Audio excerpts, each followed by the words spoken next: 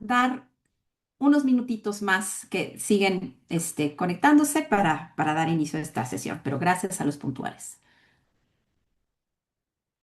A Chepo, a José. Importa que esté aquí, conectadísimo, Ivy.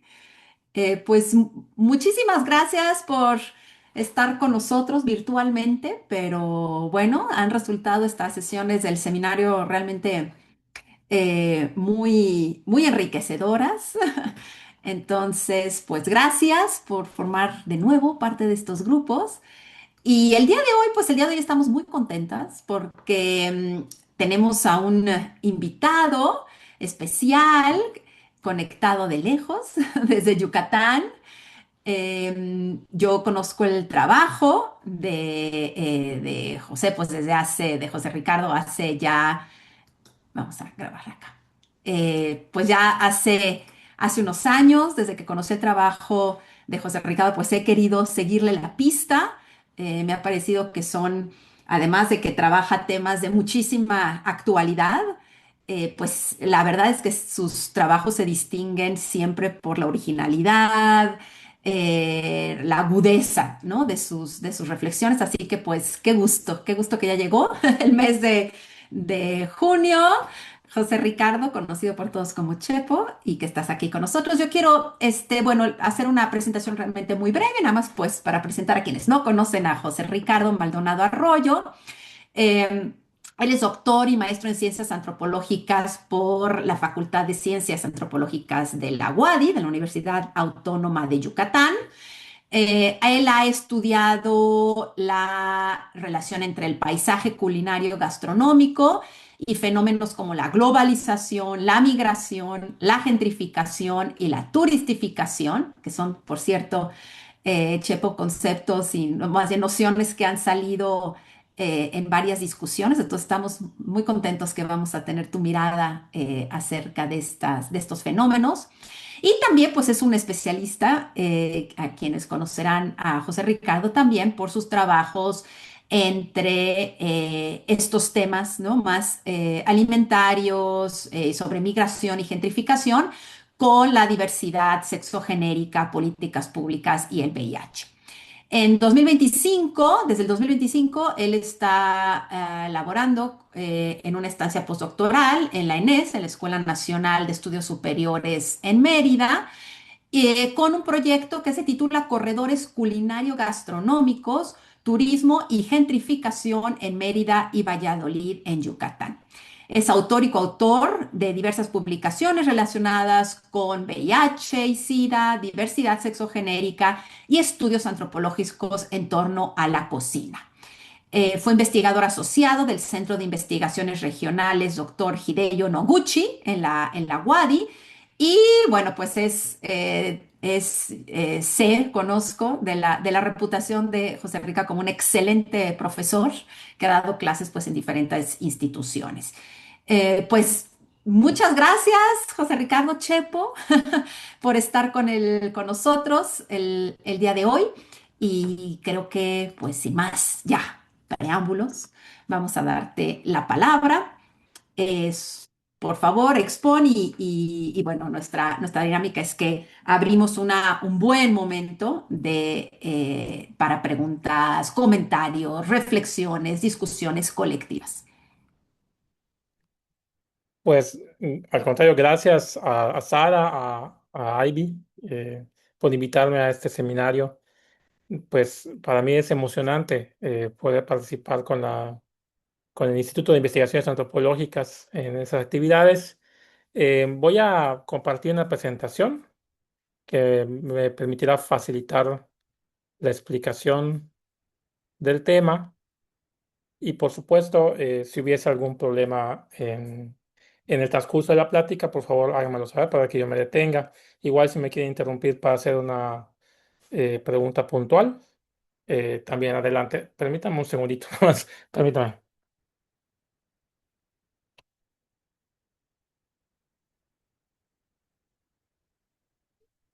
Ok, ya, regresé. Entonces, el objetivo de la presentación de hoy es abordar la mirada turística y la gentrificación mediante la cocina en Mérida y Valladolid. Em, Al respecto, pues, quiero decirles que ha sido una tarea para mí eh, y primordial poder establecer esa relación entre cocina y gentrificación, que a veces se da por sentado, se sugiere, pero es importante documentarla desde diferentes ángulos y particularmente desde el trabajo antropológico. En el caso de Medellín Valladolid, lo que yo he identificado es que se han generado una serie de políticas de gentrificación en las cuales participan instituciones de gobierno, las empresas, otros, pues los consumidores, los turistas, las y los turistas. eh, ese conjunto de agentes van planteando cómo debe constituirse ese espacio a partir del consumo y particularmente del consumo de alimentos y bebidas.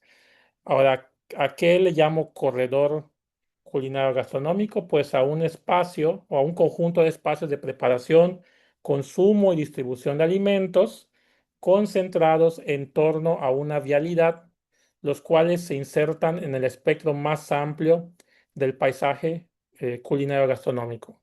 Y esa insistencia entre llamar culinario gastronómico, pues viene, diría, heredada de quien fuera en su momento mi asesor, el doctor Igor Ayora, eh, toda vez que culinaria hace referencia a estas tendencias de transformación de la cocina, mientras que lo gastronómico se refiere a ese intento de normar lo que debe ser la cocina.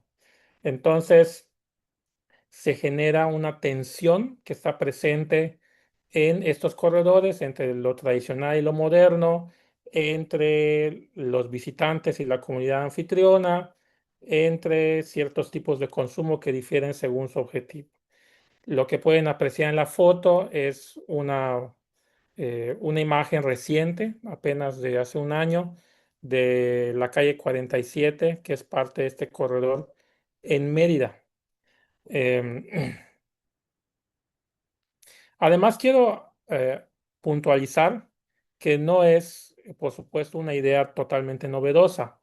Recientemente, en una nota del país, se hacía un recuento rápido de algunas de esas calles que son corredores igual, donde se ofrecen, donde hay una gran oferta restaurantera, como la Rúa do Franco en Santiago de Compostela, la Cava Baja, Ponzano, Jorge Juan y Pius Cerdá en Madrid, la Torstrasse, o como se pronuncia, en Berlín, los Yokocho en Tokio, y por supuesto barrios que han concentrado esta oferta culinaria como Trastevere en Roma, Fitzrovia en Londres y Fisherman's Wharf en San Francisco.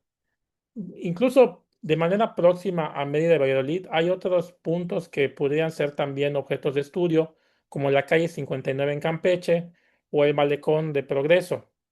Entonces, estos corredores se unen a un fenómeno que se ha ido replicando en diferentes puntos del planeta.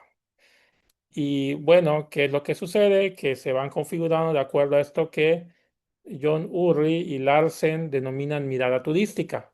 ¿Y qué es la mirada turística? Bueno, es esta manera de concebir el acto de visitar un sitio como una actividad de ocio que tiene su opuesto en el trabajo regulado y organizado. Además, una serie de relaciones turísticas que se entienden a partir del movimiento de personas que acuden a diversos destinos, desarrollan una estancia en ellos. También se refiere a lugares que se ven como fuera del habitual, tanto de residencia como de trabajo. Y por lo tanto, de ahí viene la quinta característica, ofrecen contrastes distintivos con el trabajo. Deben ser lugares placenteros, lugares de ocio. Además, Urri y Larsen insisten en que son rasgos bueno, distintivos de las sociedades modernas, participar en esas prácticas turísticas. Además, se eligen lugares para ser contemplados, y se anticipa lo que uno va a experimentar a partir de la ensoñación y la fantasía que se ofrece por medios electrónicos, donde la publicidad invita a deleitarse con estos escenarios. Además, se busca también configurar un paisaje, y particularmente un paisaje urbano, que lo haga distinto de la experiencia cotidiana. Además, el turismo implica, por supuesto, la recopilación de signos. Es un consumo que en torno a los significados, qué es lo que significa comer estos alimentos o estos platillos. Estos platillos son concebidos como típicos, como modernos, como innovadores. Hay u- un hecho cultural que se manifiesta a través del turismo y la comida. También hay un grupo de profesionales del turismo que reproducen objetos siempre nuevos de la mirada turística. Entonces, todo este conjunto de características es lo que se llama, repito, mirada turística. ¿Y cuál es el espacio propiamente que he decidido analizar? Pues el corredor turístico gastronómico de Mérida es un par de calles. La que ven ustedes en sentido vertical es la calle 60 y la que ven en sentido más o menos horizontal es la calle 47. Hacia el sur está colindando con la plaza principal de Mérida llamada coloquialmente Plaza Grande, y en el otro extremo, hacia el este, colinda con lo que se llama el Parque de la Plancha, que es un parque recién remodelado, que igual se ha sumado a esta serie de iniciativas para reformar el espacio urbano. La calle 60, por muchos años, no por, bueno, por varios años, ha sido objeto de trabajos de remozamiento de los edificios históricos. También ha tenido diversos comercios ya reconocidos por los pobladores de la ciudad, pero esta actividad comercial y restaurantera estaba reducida más o menos a tres, cuatro calles, y también lo que ven hacia el norte, que es el Parque Santa Ana. El resto de las calles se ha revitalizado, por decirlo de alguna manera, con el proyecto del corredor turístico gastronómico. Y la Calzada de los Frailes, en realidad, es la calle 41A de la ciudad, que si ustedes ven al este, al norte, justo ahí se intersecan tres calles y le llaman la esquina de las cinco calles. Hasta el sur, en el punto sur, donde la calle, digamos, se dobla, se curvea, ahí es la zona del ex convento de San Bernardino, y el conjunto de cuadras que ven se le llama el barrio de Cisal. Entonces, ese es en el mapa el espacio analizado. Ahora bien, ¿qué es lo que llevó a que en años recientes se impulsen estas iniciativas? Bueno, pues como verán, la cita textual del que fue el alcalde de la ciudad de Mérida dice: lo más importante es que la calle 47 se convirtió en un corredor gastronómico para detonar el turismo a través de opciones gastronómicas y de entretenimiento, en donde turistas y residentes podrán disfrutar de actividades culturales y artísticas en momentos importantes para la ciudad, como son la Noche Blanca y el Mérida Fest, por mencionar algunas. Entonces, es a grandes rasgos lo que las autoridades tienen en mente cuando se impulsan estos proyectos. En el caso de la Calzada de los Frailes, las reformas al espacio datan de 1995. De hecho, ya en 2000, en el año 2000 aproximadamente, yo conservo una foto en la cual ya se podía visualizar en general como ahora es la calzada. En el caso de Mérida, estas calles donde no había tanta actividad restaurantera y turística, en realidad es a partir de 2023 que se inaugura la primera etapa, que se puede apreciar lugares como el que está en la foto, que es el restaurante Micaela Marileña, que por cierto se sumó hace poco a la guía Michelin, aunque ahorita no recuerdo bien cuál fue el reconocimiento en sí, pero bueno, es un restaurante bastante prestigiado o muy prestigiado. Am, entonces, en resumen, ¿qué es lo que se espera de estos proyectos? Bueno, una serie de beneficios como el incremento de la actividad turística, la generación de empleos, el embellecimiento de la ciudad, mejoras a la infraestructura urbana, la activación o reactivación de zonas comerciales y habitacionales abandonadas, la disponibilidad de un mayor número de opciones de consumo culinario y el incremento de espectáculos y actividades turísticas. O sea, beneficios tanto para quienes visitan las ciudades de Mérida y de Valladolid como para quienes residen en ellas. Ahora bien, ¿por qué escoger estos dos espacios? Bueno, porque comparten varios elementos que permiten establecer similitudes y encontrar un hilo común en las transformaciones que hoy se observan. La primera es que se han desarrollado en zonas céntricas, ¿sí? En las que es frecuente que inmuebles de valor histórico alberguen los lugares de preparación, consumo y distribución de alimentos y bebidas, así como otros servicios turísticos. Es decir, son sitios patrimonializados. Es notoria la presencia de restaurantes gastronómicos y restaurantes con sistema de estandarización profesional y en menor medida franquicias. En otras palabras, sitios de consumo para clases medias o incluso de altos ingresos.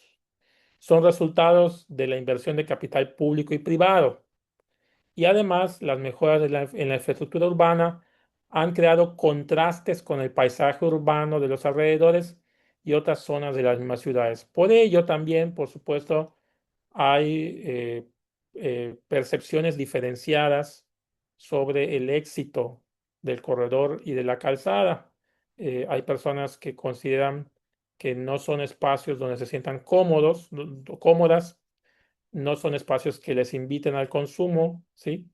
Y consideran que la inversión pública debería destinarse a otras necesidades como mejorar las calles, el alumbrado, en colonias populares mucho más habitadas, en lugar de mejorar el paisaje para los turistas, ¿no? Entonces, son visiones encontradas de los mismos espacios.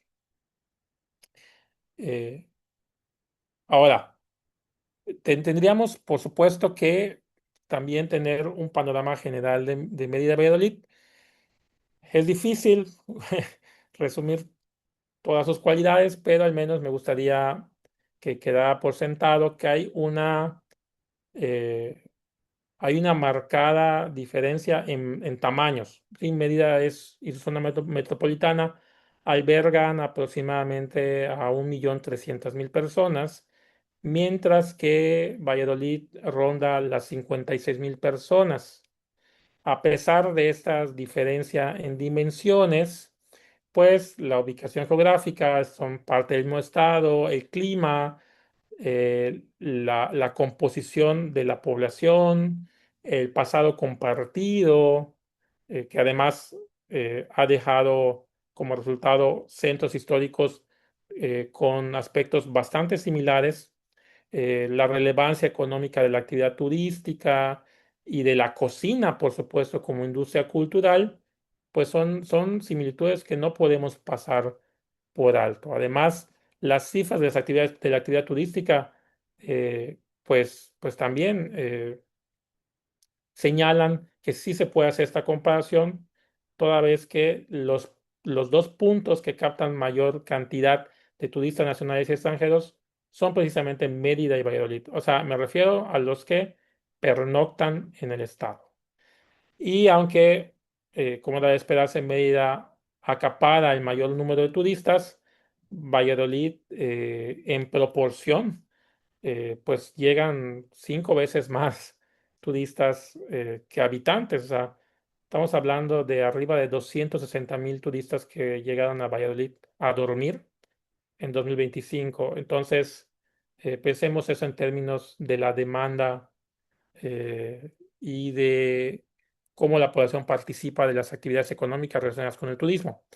Am, otra situación que las conecta es que son parte de una dinámica también impulsada por el gobierno federal y los gobiernos estatales, también por los gobiernos municipales, en el que se involucran diversos proyectos. Por ejemplo, el Tren Maya, que es el megaproyecto más controversial, porque también es el de mayores dimensiones y el que a que se ha destinado mayores recursos, pues precisamente enlaza a Mérida con Valladolid. Si uno recorre la plaza grande de Mérida, es decir, el primer cuadro, puede caminar por el corredor turístico y gastronómico, desembocar en la plancha donde está la estación de un medio de transporte llamado Yetram, abordarlo, ese te lleva a la estación del Tren Maya en la comisaría de Tella de Canacín,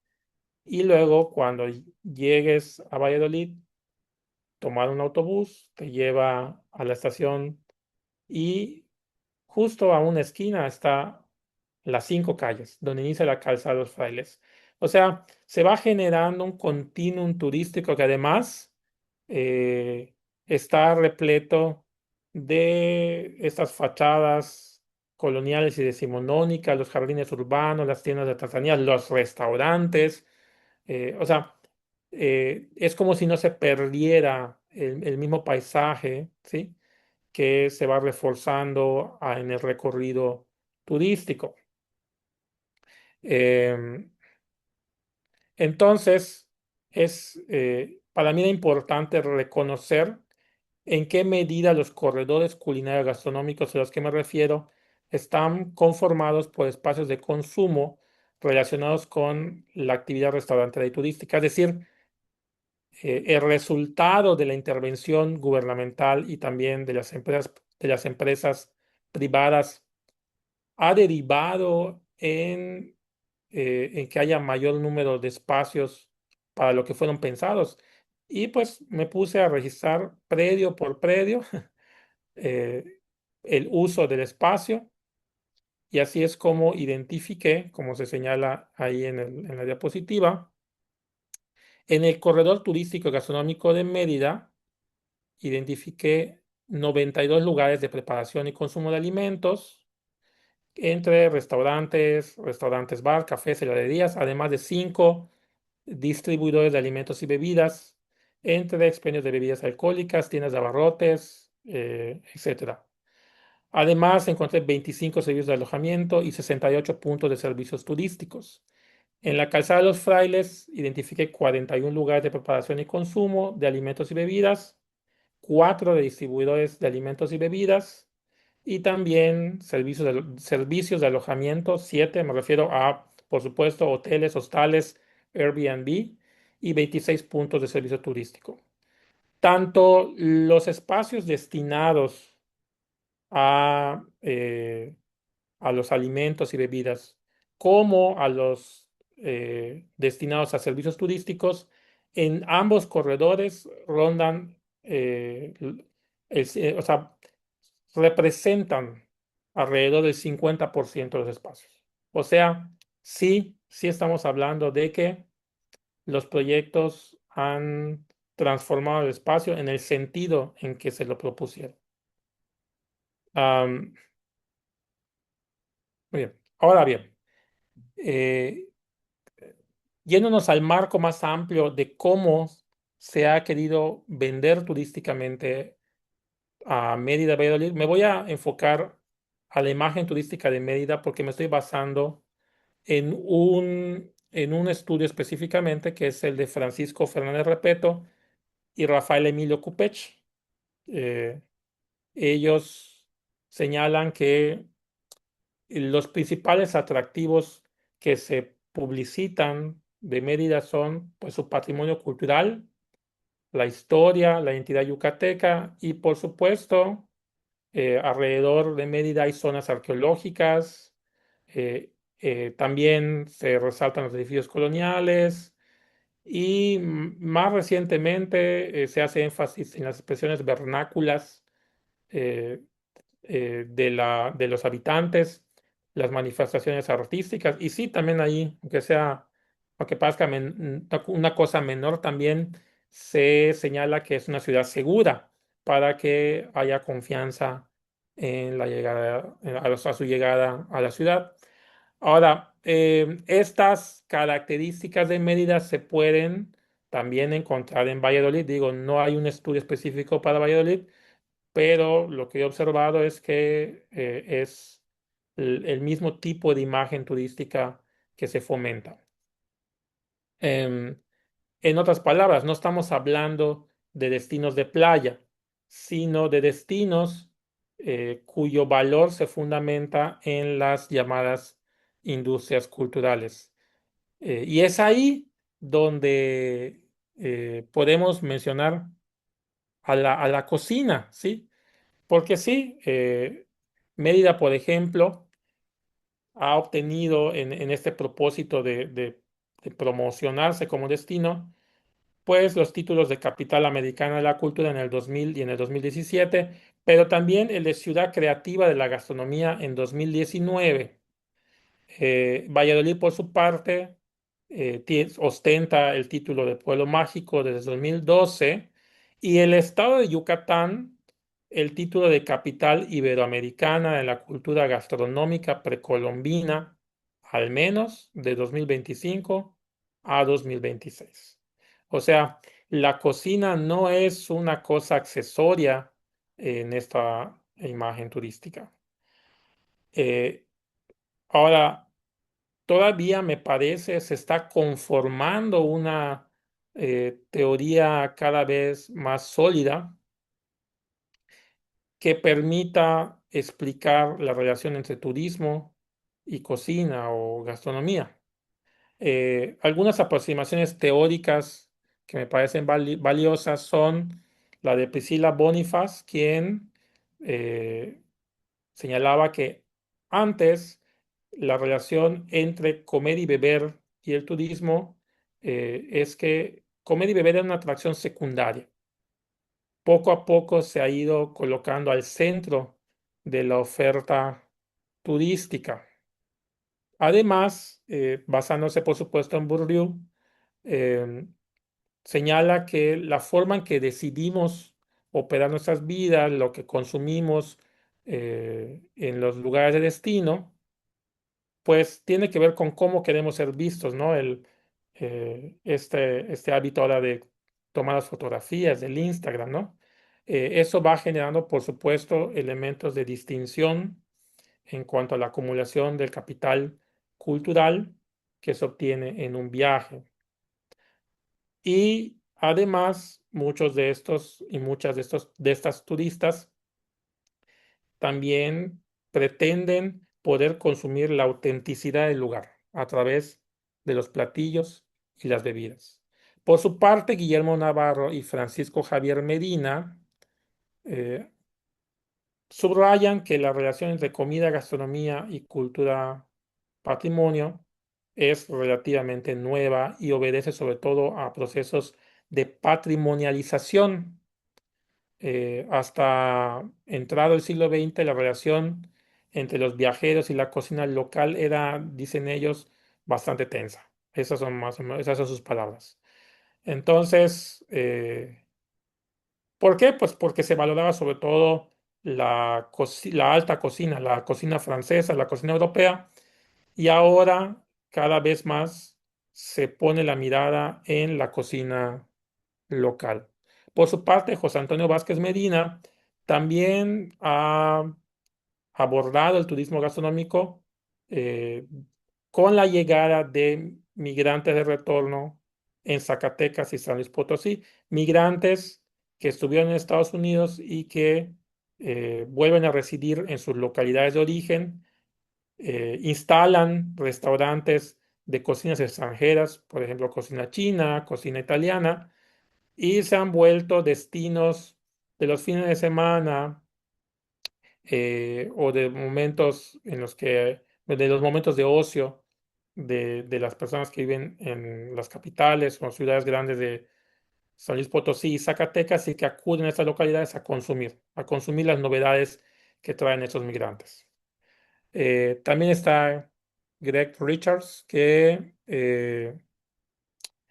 señala que actualmente existe una tensión entre la globalización, la localización y la identidad. ¿Por qué? Porque nos identificamos, ¿no?, con ciertos tipos de cocina que encontramos durante las vacaciones, se vuelven sorpresas agradables, por supuesto, y entonces esta comida, luego los turistas la empiezan a demandar en sus lugares de origen. O sea, van contribuyendo a la movilidad de la cocina. Y también van trastocando esta cuestión de la identidad a partir de ese consumo. Entonces ya conectamos cocina con turismo, pero ahora ¿cómo la conectamos con la gentrificación, ¿no? Propiamente con la gentrificación. O sea que nada más las personas que estudiamos esto andamos de quejumbrosos, ¿no? Hay, por supuesto, una razón de ser en este planteamiento. ¿Qué es la gentrificación? Vamos a tomar como punto de partida lo que Paccione bueno, ha escrito, que es un proceso que opera en el mercado inmobiliario privado, mediante el cual las propiedades de clase trabajadora y abandonadas son rehabilitadas por grupos de mayores ingresos, a menudo con el consiguiente desplazamiento de muchos residentes originales. Parte de esa definición a mí me ha servido sobre todo en lo que se refiere a quiénes son los principales agentes de la gentrificación. Yo insisto, cada vez que hablo de la gentrificación, que esta no es sinónimo de extranjerización, aunque la población extranjera y el turismo puede contribuir a la gentrificación. Pero no se trata de cualquier persona extranjera o de cualquier turista, sino de aquel que tiene la capacidad de consumo. Entonces, estos son los agentes que contribuyen a la gentrificación. Pero ni siquiera son los principales promotores, sino quienes se han hecho de los bienes inmuebles, o sea, las empresas inmobiliarias. Entonces aquí vamos a empezar a conectar con la cocina. ¿Y cuáles son las consecuencias? Bueno, aumento en el precio de las propiedades, según Pachone, reducción en la tasa de ocupación neta y la densidad de estos bienes inmuebles, la alteración de la estructura socioeconómica, la transferencia de viviendas del sector de alquiler al de propiedad y la transición étnica. Este fenómeno, Pachone, como Ruth Glass, que es realmente quien acuñó el término, se refiere sobre todo a estos contextos en Estados Unidos, en Europa, donde barrios obreros, donde hay grupos racializados, son desplazados. En el caso de Mérida Valladolid, hay una dinámica ligeramente distinta, pero al menos es el punto de partida para analizar la gentrificación. Entonces, ahí está. Hay gentrificación relacionada con la cocina y aquí entra el planteamiento que me parece más interesante, el de Joshua Zbika, quien dice, podemos distinguir o deberíamos distinguir entre la gentrificación mediante la comida y la gentrificación de la comida. Ujú. Por una parte está, dice, el emaranamiento político entre comida, cultura y espacio. Sugiere que la gentrificación alimentaria, que sería el concepto más amplio, tiene muchos significados y puede utilizarse como idea para cuestionar diferentes contextos. Y entonces se plantea esta disyuntiva, ¿no? La primera forma es en la que la comida ayuda a gentrificar el lugar. Entonces la pregunta sería, ¿esos corredores, esos proyectos turísticos y gastronómicos han contribuido a gentrificar el lugar? La segunda es la forma en que la propia comida es gentrificada. A pesar de que puede resultar útil separar ambas dinámicas, para efectos analíticos estas tienden a solaparse. Es decir, como un platillo o una bebida que antes podía ser bastante accesible, incluso podría estar asociada al consumo de estratos de bajos ingresos, de pronto, a través de una estetización excesiva, eh, se vende a un precio mucho más elevado. Entonces se empieza a volver inaccesible. Sería la gentrificación de la comida y precisamente esta estetización exagerada es la que habla Sara González y lo plantea como gourmetización, que digamos es un concepto que se va tocando constantemente con el de la gentrificación alimentaria. Bueno, la foto de ahí, por ejemplo, como pueden ver, es de un restaurante que se llama Marmalade, y que en su publicidad, pues, precisamente reproduce este tipo de estética. Eh, Podríamos hablar de que los platillos y las bebidas en estos corredores están gentrificados. Bueno, sí, de manera muy simple y general podemos decir que sí, ¿no? Primero por el tipo de oferta que hay.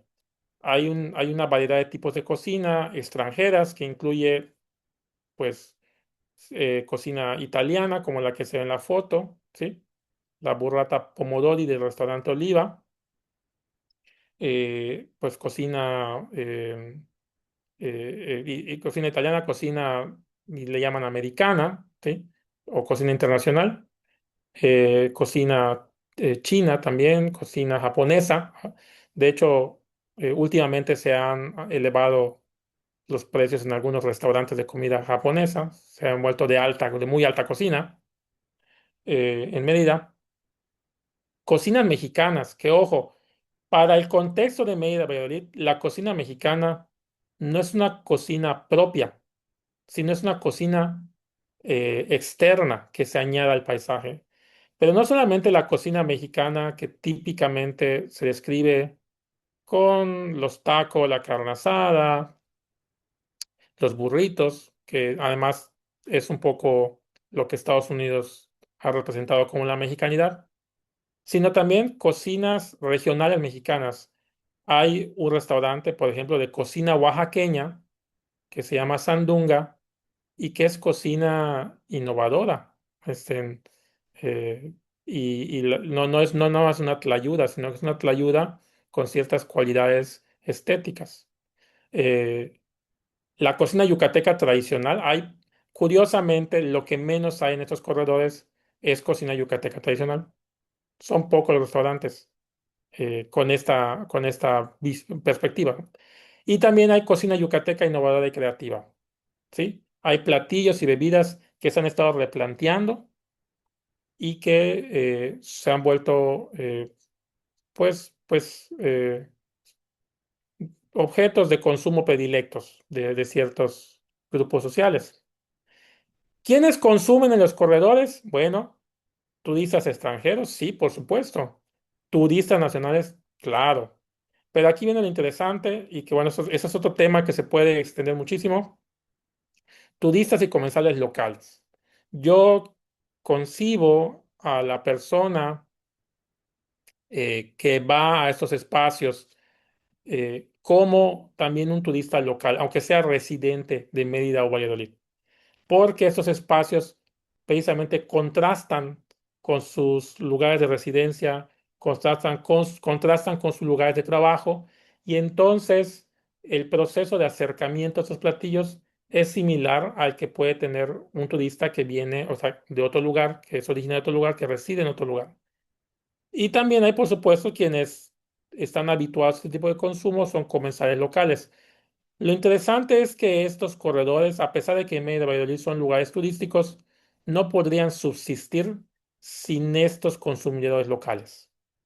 Los turistas me parece, no son suficientes para sostener económicamente a estos restaurantes. Entonces, hay hay una intención también de conquistar al paladar local. Ujú. Y bueno, ¿qué conflictos yo pudiera señalar a partir de estas características? Pues hay varios y se pueden encontrar sobre todo en redes sociales virtuales, pero voy a resumirlo en dos. En Valladolid, entre 2021 y 2022, el gobierno federal se planteó la necesidad de remodelar la calzada y eso implicaba también peatonalizarla. De hecho, el recurso ya se había gestionado, aprobado y solamente había que hacer la obra. Sin embargo, varios vecinos estaban inconformes y colocaron mantas en las fachadas de sus casas que decían lo siguiente: sí al embellecimiento de la calzada, no a afectación de la vialidad, no a la calle de un solo carril. Finalmente, la calzada se mantuvo como se veía, sí, bonita, por supuesto, pero no se hicieron estas reformas. ¿Ok? Y cuando se inaugura la segunda etapa del corredor turístico y gastronómico de Mérida, que inaugura el gobernador del estado, a esta publicación le siguen una serie de comentarios. Solamente hay uno que les voy a mencionar. Decía: quedó lindo su Gringolandia 2.0, ¿no? Entonces, eso nos da rápidamente una idea de hacia dónde va la percepción de una parte de la población, porque también hay que ser bastante equilibrados en esto. Hay quienes están inconformes, pero también hay quienes consideran que es la vía correcta, ¿no? Para impulsar el turismo y la economía. Am, ay, perdón. Sí, ahí está. Y aquí viene, pues, la reflexión teórica. ¿Por qué entonces la cocina como industria cultural, como uno de los elementos que se añaden a la oferta turística, o más bien que se vuelve protagonista de esta oferta, ha reforzado el nexo con la turistificación, con la gentrificación? Bueno, porque crea las condiciones para la transformación del espacio. Hace que empiecen a surgir esto que llaman, por ejemplo, Tim Edensor, el espacio enclavado, en el cual se persigue, dice él, un control de calidad. Se purifica el espacio para que las y los turistas puedan tener un momento placentero sin tener que toparse con personas, con factores, con dinámicas que sean desagradables para su visita. Entonces se vuelven espacios enclavados, espacios purificados. Una idea similar maneja Dean McCannell y le llama entornos turísticos. Nada más que él se basa en esta metáfora del backstage, ¿no? O sea, se presenta algo para que sea percibido por el turismo, como se puede apreciar en la foto, ¿no? Pero detrás hay una ciudad que es distinta. De hecho, literalmente así es. Si ustedes visitan la Casa de los Frailes, que es muy agradable visualmente, a la vuelta van a encontrar un paisaje distinto. Y lo mismo pasa en Mérida. Entonces, eh, incluso señala McCannell, la misma autenticidad es desplazada. O sea, pues, se representa esto como auténtico, pero en términos estrictos, auténtico podría ser también lo que las personas de la ciudad viven cotidianamente. Esa cotidianidad es sucia, es desagradable, no se presenta al turista. Entonces, se va generando este entorno turístico. Me parece que de manera mucho más contundente, Valen Smith aporta el concepto de burbuja turística, ¿no? Que precisamente es una especie de separación territorial y cultural, ¿sí? Las personas están dentro aparentemente de la cultura local, pero a la vez están fuera de ella. Y este estar fuera de ella es porque eh, se ha modificado el espacio para pues eso, para que disfruten. Y eso implica también que haya un restaurante que cumpla con ciertos estándares de calidad y ciertos estándares estéticos. Y esta perspectiva de la burbuja turística, por supuesto, ha sido retomada por Jens Jacobsen y por Tim Edensor igual.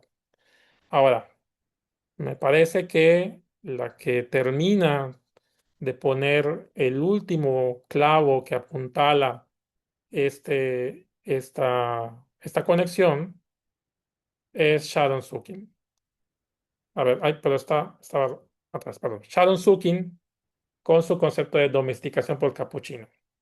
Ella eh, hace un análisis extenso en tres libros, dos libros, sobre la gentrificación en Nueva York.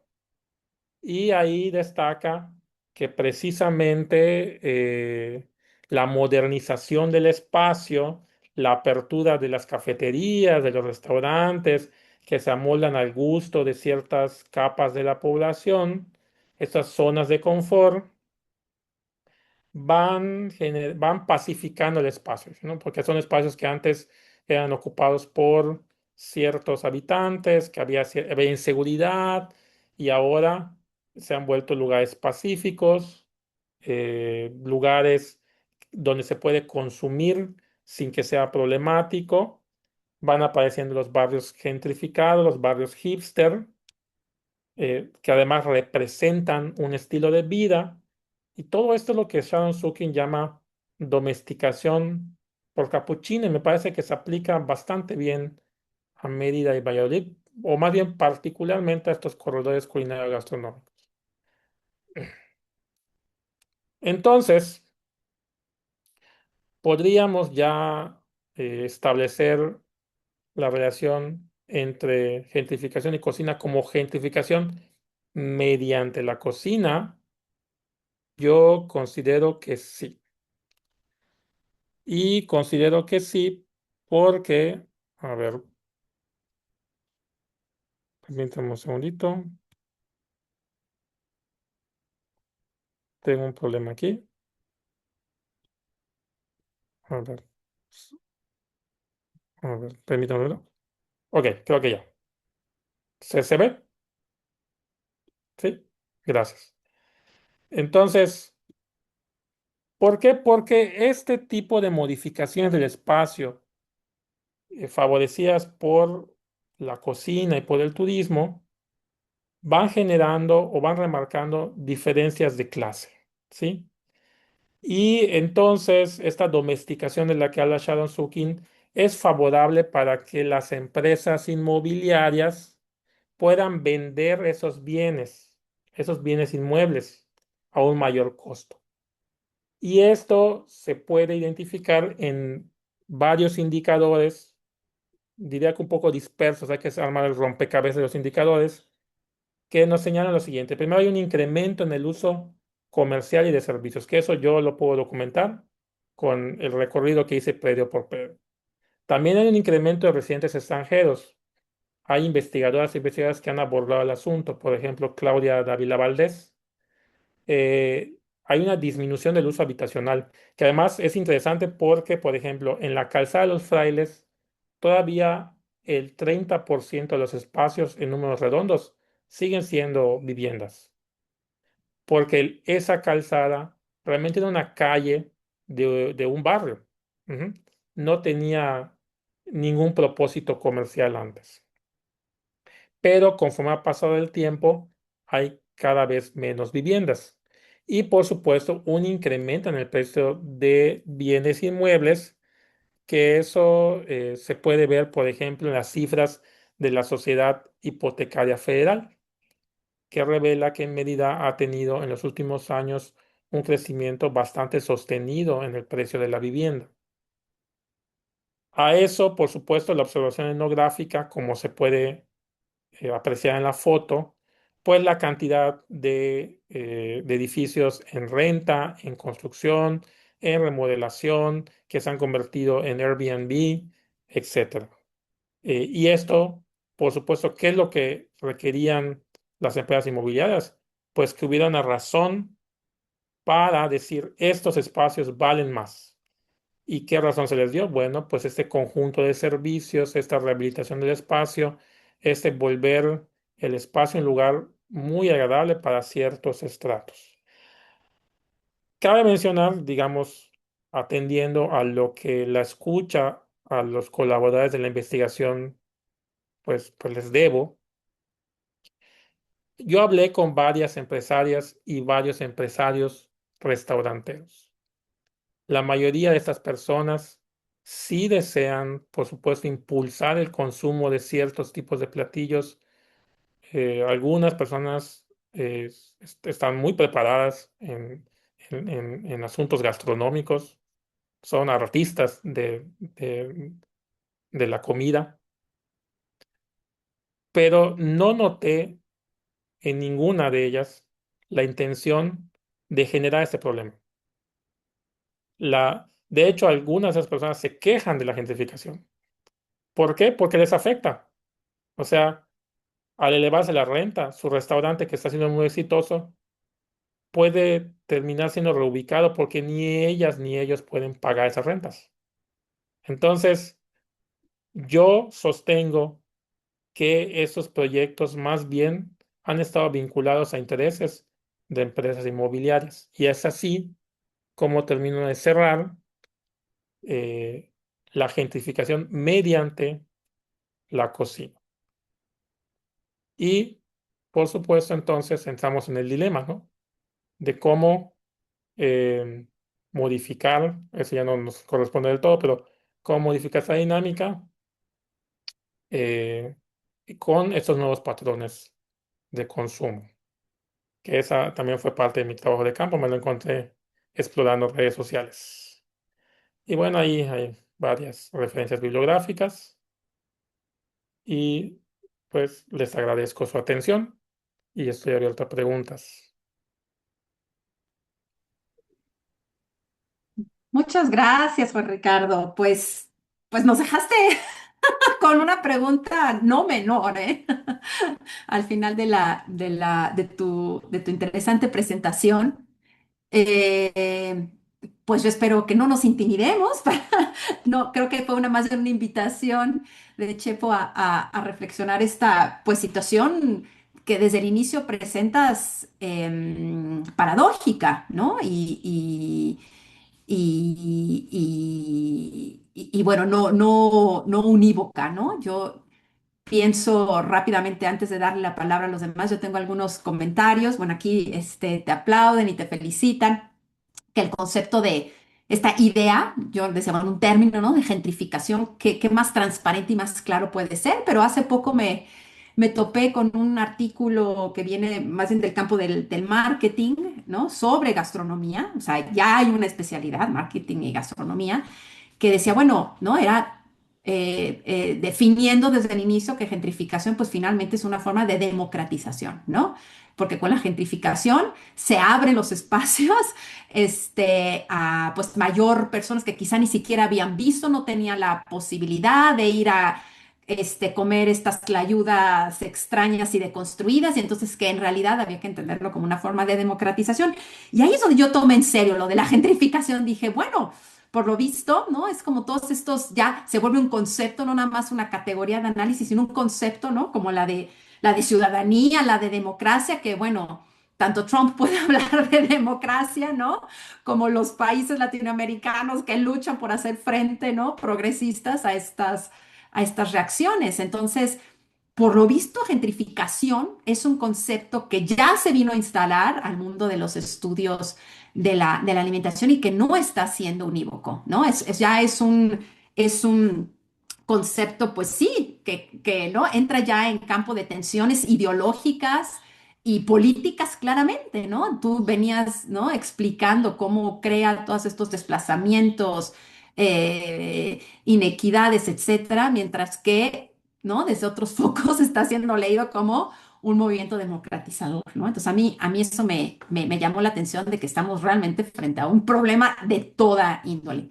Pero yo tengo unos comentarios, pero por favor, em, quisiera invitar a los asistentes si tienen algún comentario que quieran compartir. Ay, me da mucho gusto ver a Ivonne.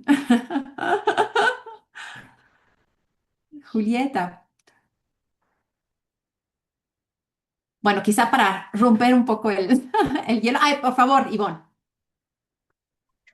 Hola, Sara.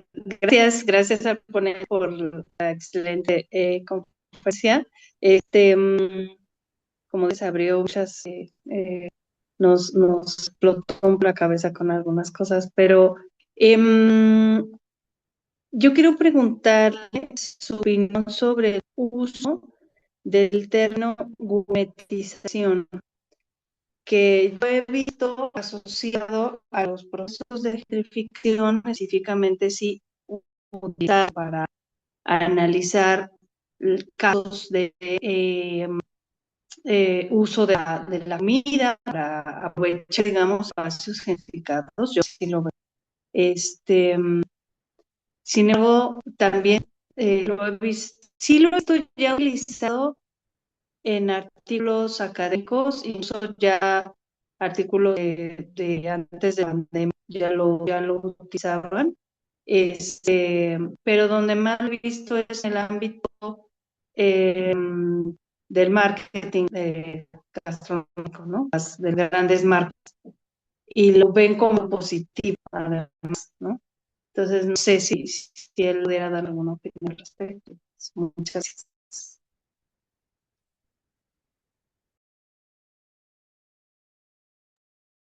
Bueno, ¿contesto una vez o espero? Sí, ok. Pues muchas gracias, Iván, por el interés y la pregunta.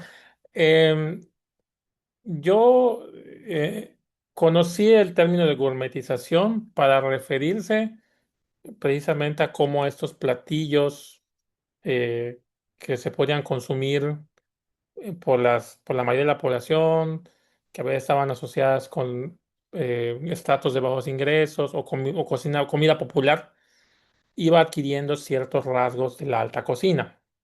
Ahora bien, me parece que el concepto, bueno, el término de gourmetización podría ser más amplio. ¿A qué voy? Eh, Se da por sentado que si un kiwi, no sé, un kiwi aquí todavía en Mérida y en Valladolid se pueden ver a las personas vendiendo kiwis en la calle. Es como es un platillo muy accesible. No es nada más que este kiwi esté en un platillo con una crema muy especial y una hojita de cilantro que lo corone, sino que creo que estamos pasando por alto que de estas cocinas extranjeras también han sido gourmetizadas, nos llegan gourmetizadas. Es creo que bastante conocido el caso de la pasta, que en Italia era consumida pues por la gente más pobre. Hay ilustraciones, litografías de los comedores de pasta en el piso, recogiendo la pasta de su plato. Y ahora la pasta se ha vuelto un platillo de alta cocina. Entonces, me parece que por una parte nos llegan platillos extranjeros gourmetizados y los locales se gourmetizan de tal modo que puedan ajustarse al espacio donde se consumen. Y referente al marketing, sí, desafortunadamente pienso que todavía hay visiones bastante disímiles entre la antropología y la sociología y nuestros colegas mercadólogas y mercadólogos, dado por supuesto que su propósito es el consumo. Sí me he topado con esta visión de que lo gourmet sí o sí es algo positivo. Y bueno, tampoco es pelearse con la alta cocina en el sentido de que esa burrata que vio en la foto, pues me la comí, me supo muy bien. Pero es, por supuesto, el análisis que nos interesa cuáles son las consecuencias de consumo. Y qué pasa similar a lo que decía Sara sobre la gentrificación, que además, por ejemplo, la gentrificación en un principio, no me acuerdo el autor, se me fue su apellido, pero él veía las industrias culturales como esta concentración de personas creativas, de personas que iban a llegar a movilizar la economía y la intelectualidad en los barrios, ¿no? Y que eso estaba muy bien, estaba muy padre. Entonces, cuando Ruth Glass se topa con esto, Yo creo que Ruth Glass fue la que termina diciéndoles, pues no está tan bonito, ¿no? Se llama gentrificación. Las dos visiones, me parece, se mantienen y se discuten también, eso me parece fabuloso, fuera de los ámbitos académicos. Yo me topé a varias personas en las redes sociales virtuales utilizando el concepto gentrificación y también el de gourmetización, que eso me sorprendió. Gracias, gracias, Chepo. A ver, Julieta, si quieren Hola. podemos juntar dos, Julieta y Dani. Mm, Hola, Sara y Heidi. Hola, José. Muchas gracias por la presentación y muchas felicidades por este trabajo. Me encantó. Yo estoy muy feliz como de pues escuchar de la voz de un experto respuestas a algunas cosas que a mí me han preocupado justo desde la última vez que estuve en Mérida, como persona que le presta mucha atención a los restaurantes y al lugar social del sector restaurantero. Yo estuve en marzo de este año apenas y algunas cosas fueron como sorprendentes, por ejemplo, no ver tantos menús en inglés como los que tenemos en la Ciudad de México desde hace unos años, pero por otra parte, pues sí me generaba mucha ambivalencia como pues participar de estos espacios turísticos así tal cual de buscar comer en estas calles y de pasear en el centro de la ciudad, porque yo estoy un poco peleada con la alta cocina, porque me parece que pues no solamente extrae mucho, o sea, conocimiento de pues lo que hace no solamente extrae conocimiento culinario muchas veces de los pueblos originarios y lo vende a un precio como pues, mucho, mucho más elevado, sino también que el restaurante de alta cocina en particular replica muchas jerarquías como de los roles de servicio. Y son jerarquías que tienen que ver como con el género, con la tonalidad de piel, como muchas maneras en las que el restaurante puede ser como un sitio muy lleno de jerarquías verticales que responden a como un sentido histórico de cómo se han dado esas relaciones como de quién sirve y quién es atendido o atendida. Pero creo que la duda principal o como de lo que me encantaría escuchar un poco más, si nos quieres platicar, es si en tu trabajo has encontrado la perspectiva de los trabajadores y trabajadoras de los restaurantes. Porque aquí en la Ciudad de México se hablaba de capacitaciones para que tomaran cursos de inglés el personal del sector restaurantero ahora con todo lo del mundial. Y pues eso, en el mejor de los casos, sería como una habilidad que después podrían llevarse a otro empleo o usarla en su vida, pero en el peor de los casos puede ser algo que el restaurante les obligara a hacer en su tiempo libre, como tomar un curso de inglés cuando ya de por sí el tiempo libre es casi inexistente cuando trabajas en restaurantes. Y pues también es muy conocido, aparte de como todos los abusos y como la cultura de trabajo muy, muy violenta y muy desregulada que puede haber en los restaurantes, que pues esto implica también como salir muy tarde a veces, tener que vivir lejos porque justo la zona de trabajo es muy cara, entonces alguien tiene que comprarse una moto o algo así o pedir taxi muy tarde. Todos esos problemas de que sea muy caro vivir en la zona donde están los restaurantes y también el tema muy incómodo de las propinas, de que también son lugares donde la gente busca trabajar porque esperan que el turismo les deje mejores propinas de las que recibirían con los consumidores locales o como en sitios más informales. Entonces, estas son cosas que me intrigan mucho y que como yo no he hecho realmente como ese trabajo etnográfico, como de irme a hablar con la gente que trabaja en los restaurantes, yo lo veo más bien a partir de las reseñas y el periodismo, pero pues me ha parecido súper enriquecedor y pues siento que tenemos mucho de qué platicar. Muchas gracias.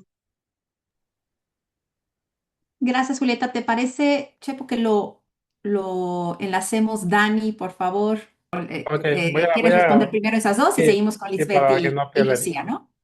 Gracias. Para que nos dé tiempo. Sí, sí. Bueno, pues nuevamente gracias por el interés. En efecto, los menús en inglés sí están presentes en Mérida, pero pues no tanto como puede estarlo en Ciudad de México, en Cancún, ¿no?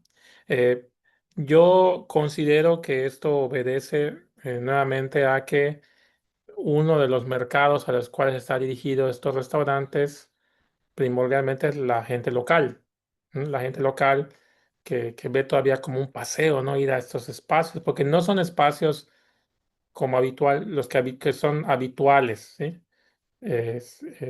en el entorno fuera del corredor turístico y de la Calzada de los Frailes es bastante distinto en el resto de la ciudad. Tal vez por ahí podría estar la respuesta de a quién va dirigido este menú. Ahora, sobre el acercamiento con trabajadores, ahí sí tengo que admitir que hubo, digamos que pude profundizar un poco menos, no por falta de disposición, sino porque estuve tratando de concertar entrevistas con varios trabajadores y únicamente pude concertar con dos y tener una que otras pláticas casuales con otros trabajadores. Contrario a las dueñas y los dueños de los restaurantes que fueron curiosamente más accesibles. Pensé que ellos iban a poner más trabas para poder conversar y no. Ahora, las pláticas con estos trabajadores sí fueron muy interesantes, muy, muy interesantes, porque revelan en términos generales lo que ya mencionó la compañera, que es pues sí, la reproducción de la desigualdad social en el entorno laboral, no necesariamente porque lo vean como algo exclusivo de los corredores, sino que en general la industria restaurantera y la industria turística en Yucatán ofrece sueldos bajos, ¿sí? O sea, son industrias que ofrecen muchos trabajos, pero el ingreso es bajo. Entonces, no me extrañó que hubiese condiciones similares en estos restaurantes. Lo quiero recalcar porque o sea, no es una acusación hacia los empresarios que invierten en esto, ¿no? Sino que es una dinámica generalizada. Am, y, por supuesto, eso pretende solventarse a través de las propinas. Curiosamente, uno de los compañeros que me permitió entrevistarlo, le gusta subir a redes publicaciones donde él habla, opina sobre diferentes asuntos controversiales y él opinaba sobre la propina y sobre el hecho de que la gente no le deja propina y que se pasan de codos, etcétera, ¿no? Este, claro, yo le presté mucha atención porque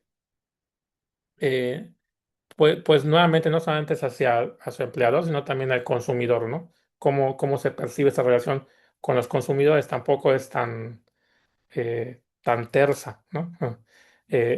Y en general, bueno, sí, me gustaría profundizar más al respecto. Hay un tercer trabajador a que quiero entrevistar porque él tiene la particularidad de que le dieron una especie de cuarto o lugar donde dormir en el corredor. O sea, digamos que estaba todavía más vinculado o dependiente económicamente a su empleador. Nada más que no se ha podido concretar. Eso sí, sí hay que ahondar todavía más en ello. Sobre el café, eh, tal vez en Mérida yo considero que el fenómeno del café tiene algunas diferencias. Las similitudes es que sí es una ciudad que ha sido invadida por franquicias. Ujú. Pues Starbucks, ahorita Tim Hortons está entrando con mucha agresividad. Em, pero por otra parte, el problema me parece es que el consumo de café en Yucatán ha sido distinto a otros lugares de la República. Primero porque es un lugar súper caliente. Lo último que deseas cuando estás a 40 grados es tomarte un café. Segundo, porque no somos una zona cafetalera. Entonces, lo que se llamaría buen café no es algo con lo que crecimos ni las actuales ni las anteriores generaciones. De hecho, el consumo de café de grano así de la cafetera, eh, te podría decir que en mi infancia era algo inusual. Sigue siendo autoetnográfico, lo común era pues el café soluble. Entonces, estas nuevas formas de consumo del café no solamente tendrían que verse a partir de la expansión de las franquicias, sino también de la modificación de los hábitos de consumo de café en la generalidad de la población. Por otra parte, en Valladolid, curiosamente, hasta donde yo recuerdo, no hay franquicias de café. No han entrado. Eh, Digamos que lo más genérico sería un Oxxo, ahí sí, pero que se dediquen exclusivamente a café. Puedo estar errado, yo no vi ninguna. ¿Ok? Am, y los corredores, tampoco encontré muchas franquicias. De hecho, en la calzada creo que solamente hay una franquicia de raspados y todo lo demás son restaurantes de inversión local, algunos extranjeros, pero que no llevan el sello de una franquicia, sino como esta distinción de que son únicos o son un paisaje particular, ¿no? Entonces, quiero aprovechar, Sara, si me permites, porque veo que hay personas que están escribiendo en el chat. Julieta dice el ramen, es un buen ejemplo de eso. No me queda muy claro de qué, pero me imagino que sí. ¿Qué pasará con las cantinas en Mérida con la gentrificación? Pues, ¿qué están pasando? Que se están gentrificando igual. Ahora, la cantina tradicional, yo diría que es la menos tradicional que existe, porque este, pues igual se estetiza. Me parece que tratan de reproducir en algunas lo que le llaman, lo que sería la vida cotidiana, ¿no? Eh, para luego cobrarte altos costos. Yo recuerdo una experiencia de años recientes de haber ido a una cantina que es muy popular aquí en Mérida. En el patio el piso era de grava, la mesa era una mesa de conocida marca cervecera, con las patas oxidadas, rayada, junto a un muro, pues como aquí se estila un muro de piedras blanco. Y yo pensaba mientras que pagaba por mi cerveza, es que esto puede ser el patio de cualquiera de mis familiares. O sea, ¿por qué? ¿Por qué me lo están vendiendo como si fuera un gran, o de mis vecinos, o mi propio patio, ¿no? O sea, ¿por qué me lo están vendiendo como si fuera algo muy exclusivo, ¿no? Entonces, me parece que es parte de este juego de estetizar la vida cotidiana, pero para poder justificar altos costos. Am, Agradezco mucho a Arturo Camacho. Gracias. Dice que es chef por conectarte. Precisamente uno de mis propósitos al hacer esta investigación era poder no solamente recuperar la visión de los consumidores, sino de quienes cocinan. Aquí hay una constelación de chefs muy prestigiados que aman su trabajo, y por eso quería aclarar, ¿no? De que esto de la gentrificación me parece que la mayoría no tiene el propósito de gentrificar, sino que se vuelve parte de esta dinámica económica en la cual han sido envueltos. Y sí, me parece que la precisión pues la tenemos que rescatar. Señala Arturo que gourmet, ¿no? Lo gourmet eh, se define no como un sello del precio alto o de exclusividad elitista, sino como la búsqueda de la excelencia a través del respeto absoluto por el producto, la técnica refinada y la sensibilidad organoléptica. En efecto, más bien la conexión que quería hacer era que en la gourmetización, pues lo que hacen es precisamente extender esto de lo gourmet hacia formas de consumo, o más bien entenderlos como formas de consumo a las que no pueden acceder la generalidad de la población. Entonces, no lo gourmet, sino la gourmetización en la gourmetización se hace esta asociación, ¿no?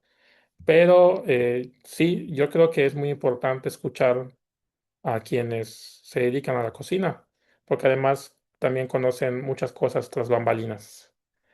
Eh, bueno, ahí va profundizando más Arturo Camacho, gracias. Shirley, en Ecuador se está viendo mucho la aparición de cafeterías de especialidad.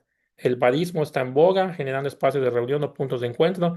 Sin embargo, es un sector para un target específico. No funciona en un bar, en barrio, ya que el poder adquisitivo no reconocería el valor del café de especialidad que tiene un costo mayor que el comercial. Pues gracias por mencionarlo. Creo que siempre es bueno ir comparando los contextos, porque hay procesos globales, pero también hay procesos reterritorializados, muy localizados, distinciones que hay que hacer. Gracias por la aportación. Y bueno, yo creo que con eso estaría respondiendo a las preguntas que ya se plantearon. Ujú. Muy bien, ya nos pusiste al corriente. A ver, Lisbeth, por favor, y después Lucía, las escuchamos. Hola, gracias. Buenas tardes a todas, todos. Gracias, José, por tu presentación. Es muy interesante. Yo también me quedé un poco con la duda, un poco con respecto a la pregunta que hizo Julieta, que es justamente quiénes son las personas que están invirtiendo en este corredor gastronómico. O sea, si tienes esta caracterización de hay una parte extranjera, un porcentaje son extranjeros, son mexicanos, son de ahí mismo, de Mérida. ¿Quiénes son? Porque también hablas, por ejemplo, de los chefs, pero supongo que ellos no son los dueños de los restaurantes, ¿no? Supongo. Entonces, también como para ver cuáles son estas relaciones de poder, quiénes son los que están invirtiendo en estos lugares, en estos restaurantes, ¿no? Eh, y si mencionaste como tres personas también, pero no sé si como has profundizado sobre eso. Gracias.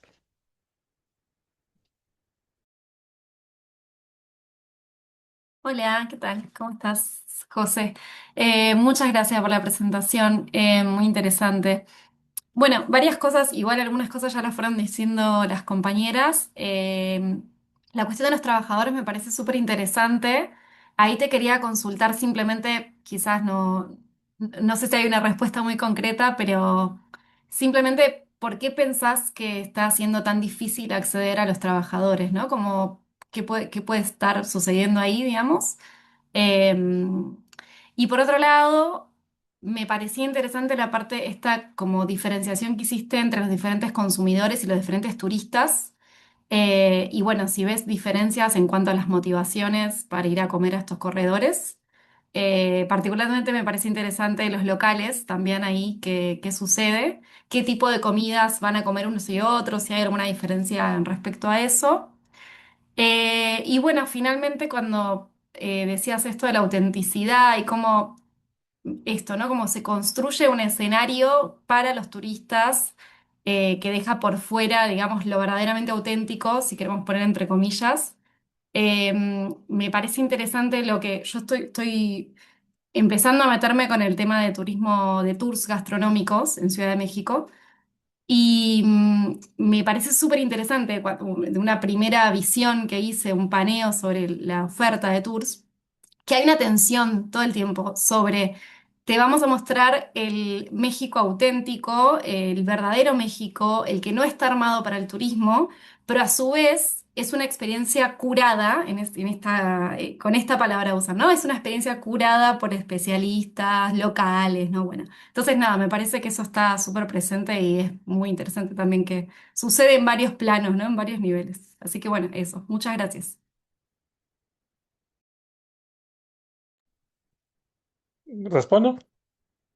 Ok, muy bien. Entonces, pues, ¿quiénes son las personas que están invirtiendo? Esa es la primera pregunta. Em, lo que yo encontré, que ahí sí no podía yo cuantificarlo, simplemente porque hice bastantes entrevistas y estuve recorriendo los lugares, pero lo que encontré es que la mayor parte de quienes han invertido en restaurantes son empresarias, empresarios locales o en su defecto nacionales. Eh, sí hay extranjeros, porque sí los hay, pero no son la mayoría. Eh, donde se ve la mayor presencia de inversión extranjera es cuando ya se trata de sitios de alojamiento. Por ejemplo, en Mérida lo que está sucediendo es que una franquicia, no sé cómo llamarle, pero se llama Cavia, ha ido rentando y adquiriendo predios para distintos tipos de alojamiento que aparentemente son distintos, únicos y auténticos, pero todos son de la misma empresa. Ujú. Ahí sí está más presente la inversión extranjera. En el caso de Valladolid, me parece que el asunto es todavía más interesante porque hay un fuerte sentido de identidad local, ni siquiera regional. Sí se sienten muy yucatecos, pero estos empresarios también se sienten muy vallisoletanos. Ujú. Entonces, tuve unas pláticas bien interesantes con una residente de Valladolid, que es una empresaria originaria de otro estado, que es muy crítica de las políticas que han generado gentrificación, que incluso protestó porque es vecina igual, pero me decía que ella ha encontrado resistencia en la población local, porque finalmente ella no es yucateca y menos es vallisoletana. Entonces, y también me he encontrado la postura de algunos empresarios de decir, nosotros somos de Valladolid y nosotros vamos a seguir invirtiendo en Valladolid y de algún modo vamos a seguir controlando la economía y el mercado en Valladolid porque somos quienes tenemos derecho a ello. Lo cual, por supuesto, es un modo de resistencia a la posible llegada de más inversionistas de fuera, ¿no? Em, y bueno, esto incluye a esta empresaria residente, que lo quiero recalcar, es una empresaria residente, no es alguien que llegó a hacer negocios, es alguien que llegó a vivir a la ciudad, que ya se siente parte de la ciudad, pero que identitariamente no termina de generarse esta articulación con el resto de los pobladores para que haya un sentido de pertenencia correspondido. Ujú.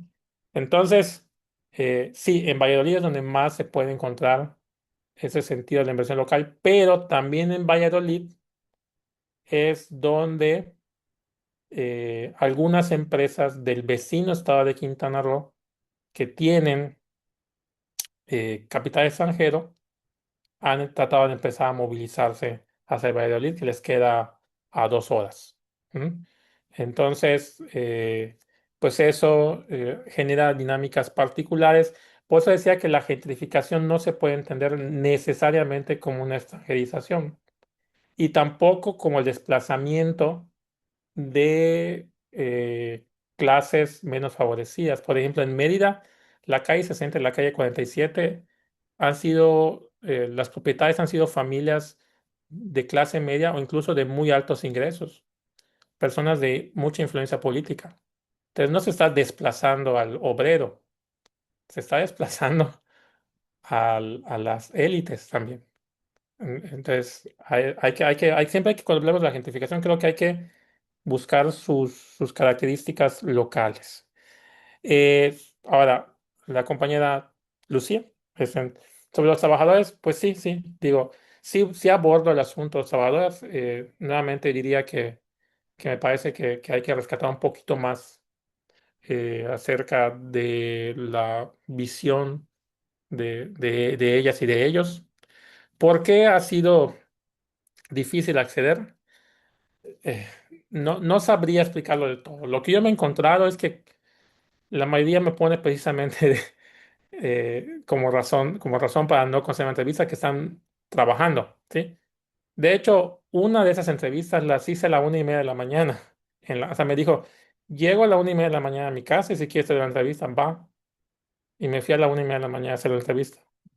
Porque de otra manera no me va a conceder. Sí, Bueno, perdón. Yo ajá. también he hecho entrevistas con trabajadores de restaurantes y eso es un problema. O sea, trabajan mucho y todo el tiempo. Así Ujú. que me imaginé que iba por ahí. Me imaginé. Sí. Sí. Y bueno, curiosamente, yo decía, con quien voy a tener más trabajo es con las empresarias y empresarios que respondiendo a una pregunta por ahí que no sé si tú la planteaste o Lisbeth, sí hay chefs que son inversionistas, sí los hay. Eh, no todos, o sea, puede haber solo empresarias y empresarios, solo chefs y hay los chefs inversionistas. ¿Por qué temía no lograr esas entrevistas? Porque en Mérida al menos y en Valladolid, no sé si en la Ciudad de México está pasando esto, cuando te presentas y dices soy antropólogo, ya te tienen miedo. Porque pareciera que uno lo que va a ir es como periodista, ¿no? A sacar los trapitos sucios, ¿no? Y a exhibirlos. Y yo siempre traté de ser bastante comprensivo o tratar de hacerles ver que mi intención pues no era esa, mi intención era ir recogiendo las diferentes perspectivas, ¿no? Pues tengo que hablar de la perspectiva de los trabajadores, de las personas que no consumen de manera regular en esos espacios, pero también, por supuesto, quienes consideran que los proyectos están muy bien, que sí están trayendo propiedad, porque sí hay esas posturas, ¿sí? Y son parte de esos encuentros y desencuentros sociales. Ujú. Entonces, bueno, pues eso, ¿no? Am, ya, ¿quiénes consumen? Eso sí creo que lo preguntó Lucía, ¿sí? Es bastante variado, pero vamos a hablar pues de los mayores consumidores. Desde mi punto de vista, quienes más consumen son la población local, no los turistas. Sí hay muchos turistas, sí los hay. Casi siempre en estos corredores, cuando se sienten en un restaurante, van a ver a algún turista, pero van a ver más población local. Y la población local puede variar dependiendo de los costos del restaurante, ¿sí? Hay restaurantes que no son, sus precios no son tan elevados y puedes encontrar un poquito más variada como el nivel de ingreso. Y hay otros donde sí, evidentemente las personas pues vienen de la forma de interacción, las palabras, muchas cosas te dan pistas de cuál es su... Además en Yucatán, no voy a caer en un lugar común, pero hay un acento que le llaman yuca fresa, ¿no? Entonces, este, tiene que ver con algunas formas de quebrar la voz, de ciertas palabras, ¿no? Y vas eh, percibiendo, ¿no? Cuál es el código postal. Entonces, eh, pues esa es la manera, ¿no? Ahora, turistas, hay extranjeros, hay nacionales. eh, los turistas nacionales noté que buscan muchos la comida yucateca, lo que llaman la comida típica, y los extranjeros, curiosamente, están más presentes en los lugares de cocina extranjera. Eso un chef me ayudó más o menos a dilucidar por qué pasaba esto. Dice, bueno, es que, no sé, una visitante noruega te aguanta un día cochinito, un día relleno negro, pero no 2 días, ¿sí? La cocina yucateca es muy pesada. Entonces, pues sí, es importante ofrecerles un menú que les sea familiar, que les resulte amigable, y en esos entornos, por supuesto, que están preparados para este tipo de consumidores. Am, y hay un tercer tipo de consumidores que creo que son los que causan más conflicto.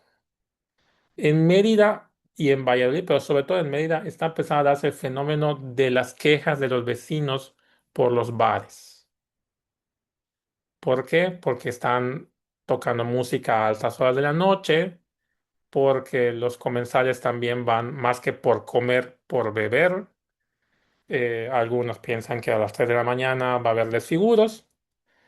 Y entonces, ¿qué te encuentras? Pues consumidores jóvenes, no tanto turistas, jóvenes. Yo fui a uno de estos bares, restaurantes, bares, y eran la mayoría jóvenes de familias de altos ingresos, llegaban en carros que jamás podía pagar y que llegaban pues sí a consumir a manos llenas y sin ningún problema. Eso para mí resultó interesante porque pude observar eh, que también están, digamos, apropiándose de estos espacios, porque esos espacios del centro no tenían estos negocios, eran lugares en los que nunca iban a poner un pie hasta que se abrieron estos bares. ¿Mm? Creo que vamos con las siguientes preguntas, si hay. Sí, yo me puse en la fila. No, pues muy, muy interesante y me hace pensar esto último que mencionas, ¿no? Pues sí, lo complejo en realidad que es esto de la gentrificación.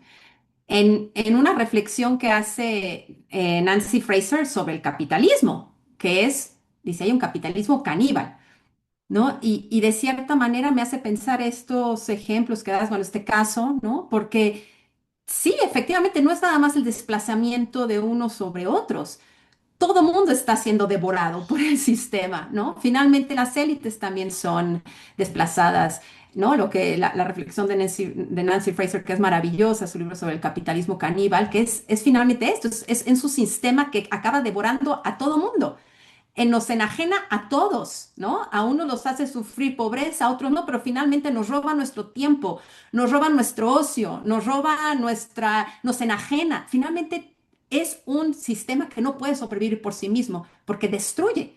Entonces, ¿no? Es esta condición del capitalismo de estar creciendo y aumentando porque por sí mismo se destruye, es destructivo, ¿no? Y pareciera que la gentrificación como buen fenómeno capitalista pareciera, ¿no? Que cumple con esta dinámica devoradora, canibalística, para usar las palabras de Nancy Fraser, ¿no? Finalmente todos acaban pagando la cuenta de la gentrificación, ¿no? Y creo que eso sería muy importante. A mí me parece muy poderosa la obra de Fraser porque se vuelve ya no un discurso más tradicional asociado con una izquierda, con una lucha de clases, sino con una cuestión humanizante, ¿no? Estas son las cuentas que se pagan con dinámicas de este tipo y las pagamos todos, ¿no?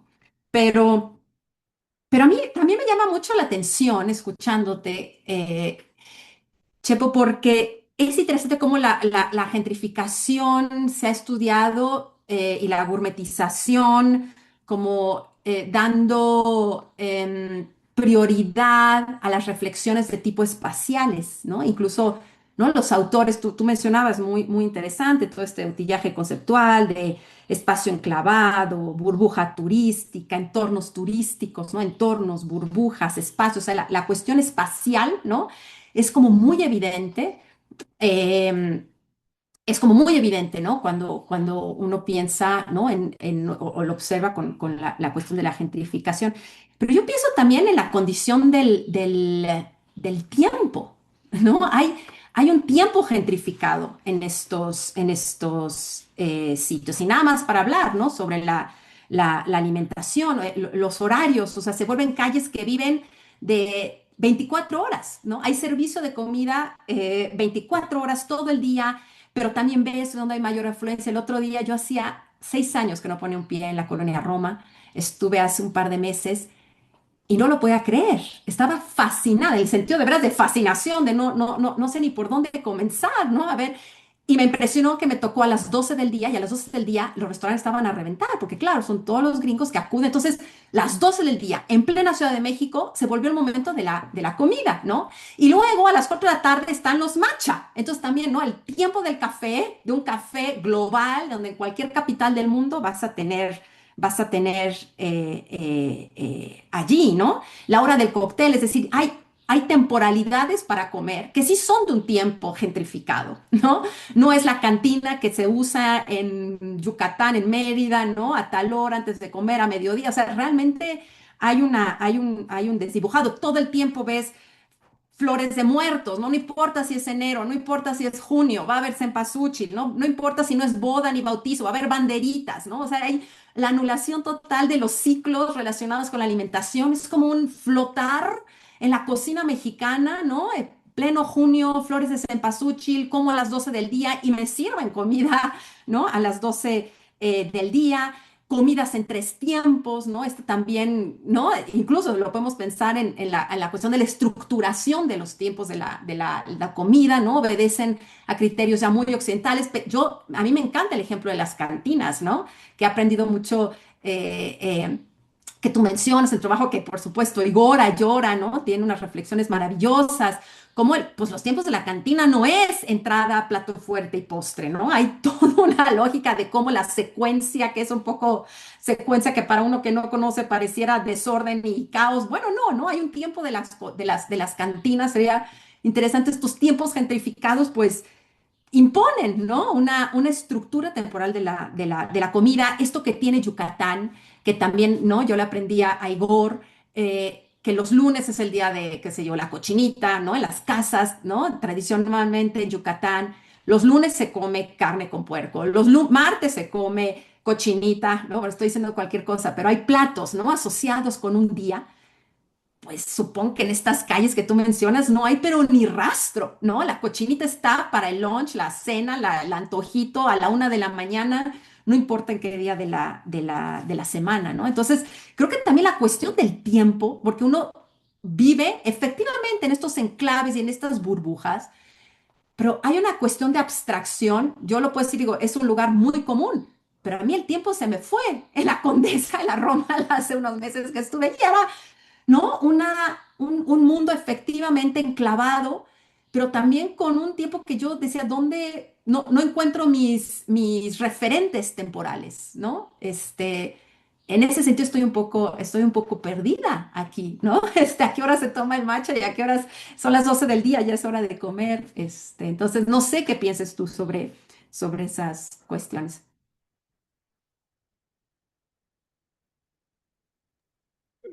Creo que sería bueno, igual que Ivy. Lo enlazamos con lo de Y así, Ivy. sí, sí. Tiene que ver con los comentarios de Sara.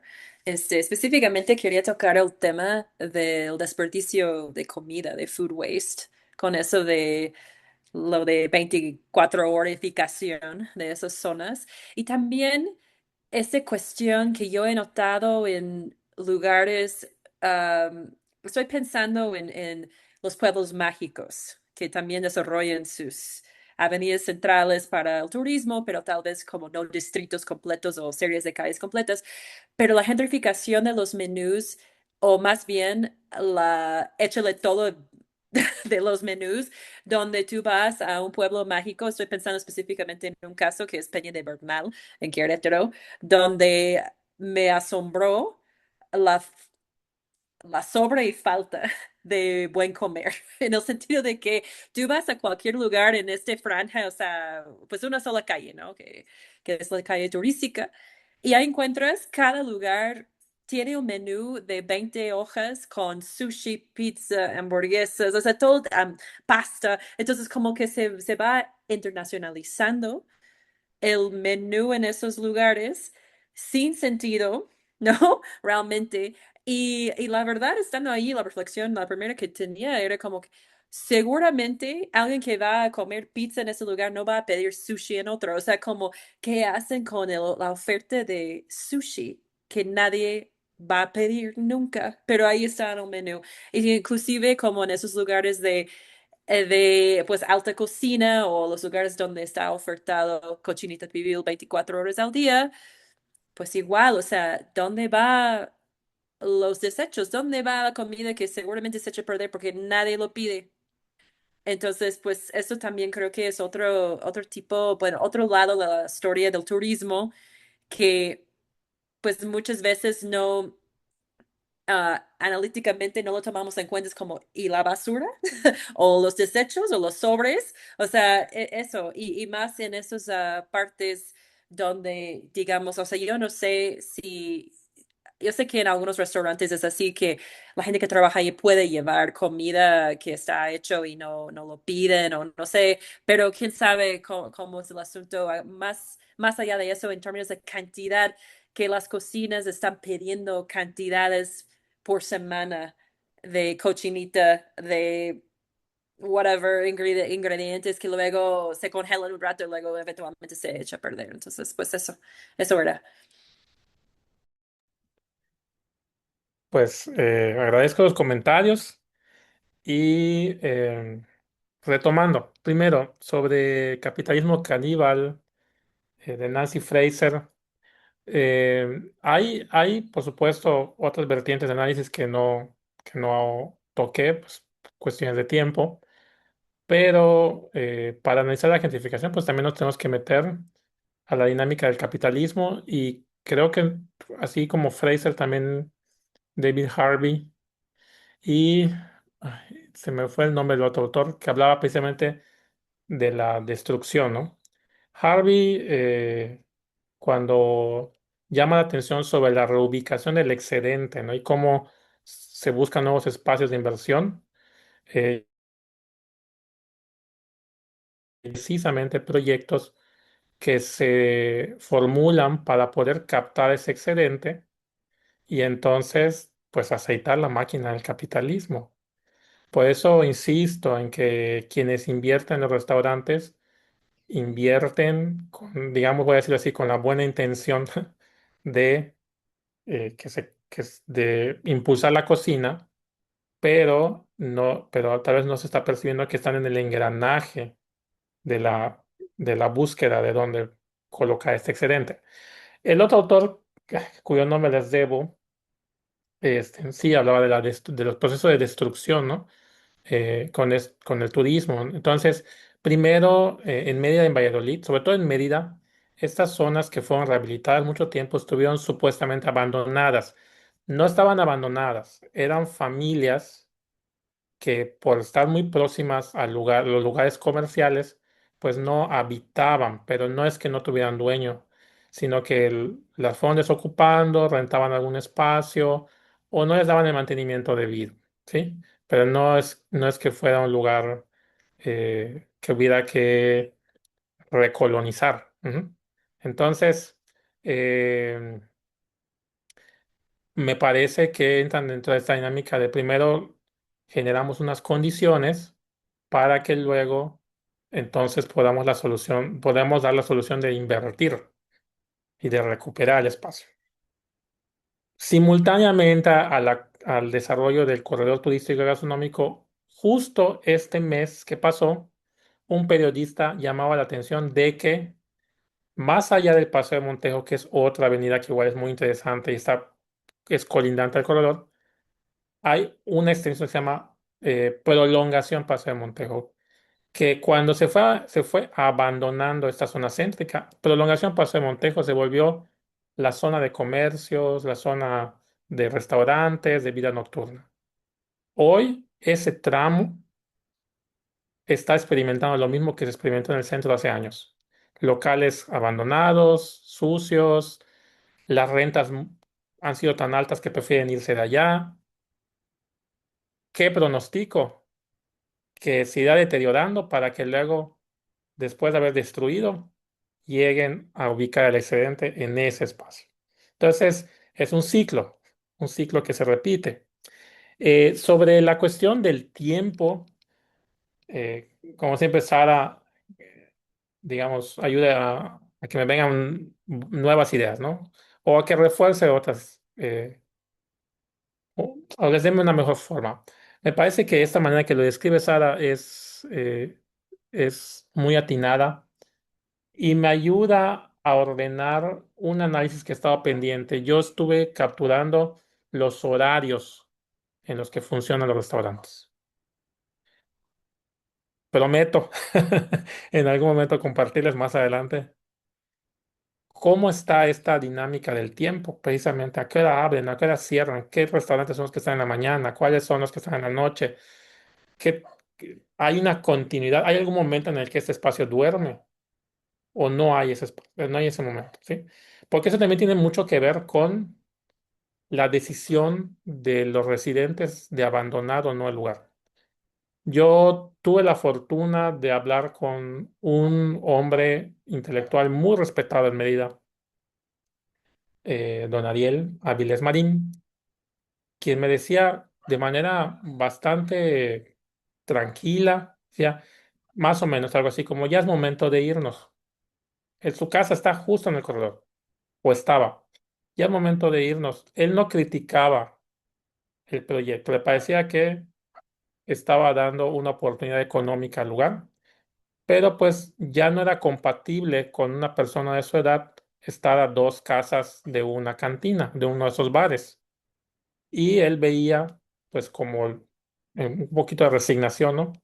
Pues es momento de irnos, ¿no? Entonces, eh, eso también habría que reflexionarlo porque los tiempos de los restaurantes, del turismo, muy pocas veces creo son compatibles con los tiempos de la comunidad huésped, la comunidad anfitriona, perdón, la comunidad anfitriona.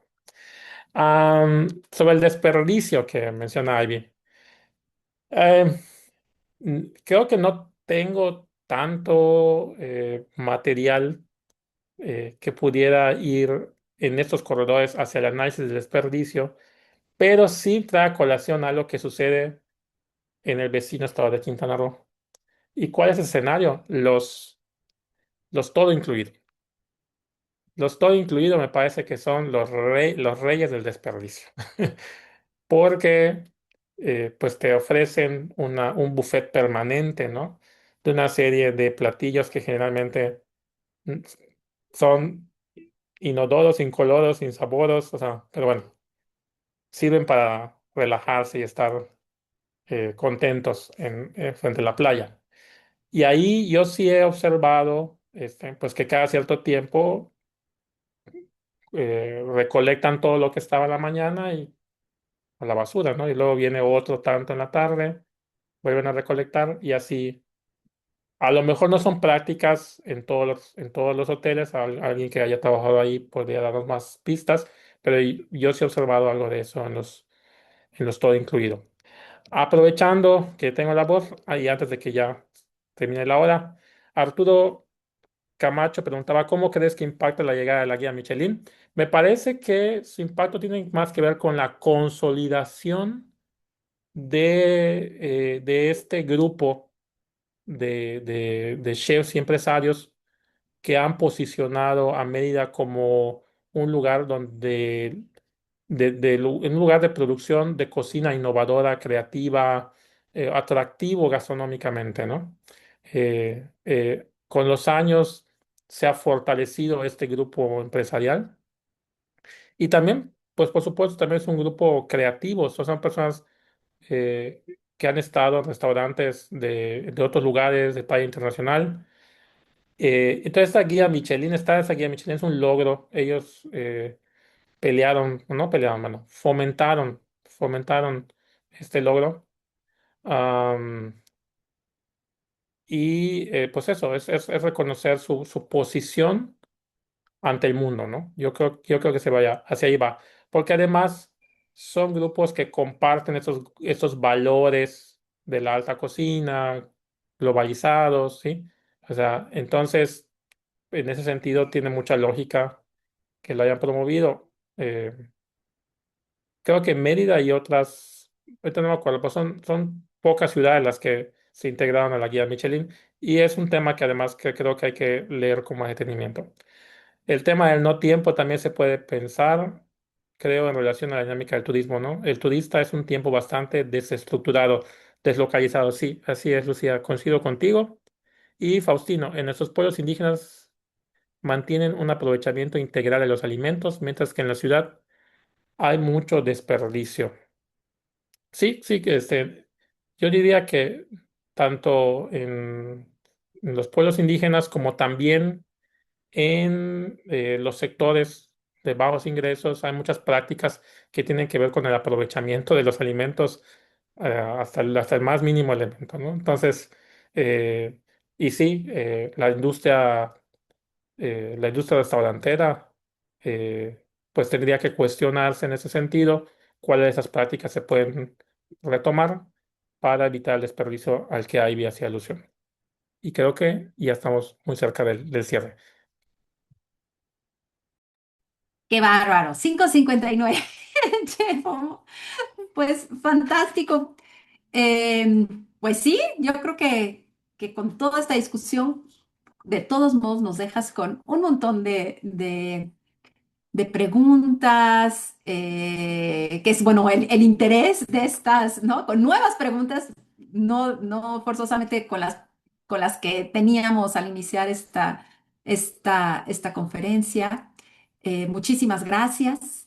Les quiero decir que el trabajo de José Ricardo va a estar, esperamos que muy pronto, publicado. Entonces vamos a poder leer, digamos, los últimos hallazgos de José Ricardo pronto. Y pues bueno, nos veremos ya en otra ocasión para que nos tengas al tanto de esta evolución, porque es un fenómeno que además cambia todo el tiempo, ¿no? Lo que tú comentabas es fantástico, esto de esta zona que era la zona más comercial, ¿no? Bastan unos meses para que sean, ¿no? Esté abandonado, esté decaído y seguramente faltarán otros meses más para que vuelva a cobrar vida de otro modo, ¿no? Entonces está continuamente en movimiento. Pues muchas gracias Muchas a los gracias, Sara. presentes. Perdón, muchas gracias, Ivy. Muchas gracias a Muchas las gracias. personas que se conectaron. Muy amable por Gracias. escuchar. Gracias, gracias. Y Ivy, pues Muchas. tenemos una pausa en julio vacacional, ¿no? Hablando de enajenación y tiempo para el ocio, Así es. Bien merecido para bien todos. merecido. Sí. Entonces, no vamos a tener sesión en julio, pero en agosto tenemos a nuestros colegas de la Universidad de Nanjing que van a hablar sobre, de hecho, algunos temas parecidos. Creo que no es el tema de la gentrificación en sí, pero sí de prácticas occidentales, como por ejemplo tomar café, por ahí que salió el tema del café, en China, ¿no? En Asia y, bueno, las redes comerciales que eso y los cambios socioculturales y adaptaciones socioculturales que eso conlleva. Bueno, son dos conferencias. Entonces nos vemos el 13 de agosto de regreso. Así que gracias, Chivo, por la despedida momentánea del seminario y gracias a los presentes y a sus, la verdad, riquísimas intervenciones. Y nos estamos viendo prontito, entonces. Todo esto queda en nuestro micrositio, así que visiten cuando quieran nuestro micrositio si quieren volver a escuchar las conferencias. Saluditos hasta Mérida.